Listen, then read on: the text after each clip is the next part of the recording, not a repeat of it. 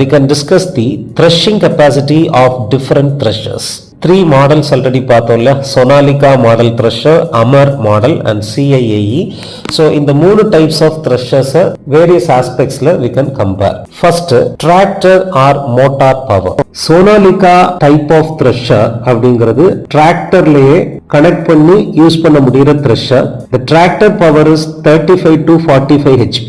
The motor power in case of Amar thresher is 7 HP and in case of CIAE that is 7 HP. The drum type used in various thresher models பார்த்தோம்னா in all kinds of thresher models Sonalika, Amar and CIAE peg type drum is used. Blower type in Sonalika thresher single blower is used. Blower oda purpose enna appadina threshed grain samples la irundhu dirty and unwanted things adellaathayume remove பண்றதுக்காக பண்ற process தான் blowing process. அதுக்காக தான் blower use பண்ணுவாங்க. That process is also called as winnowing process. In case of Sonalika thresher single blower is used. Amar and CIAE models la double blower is used.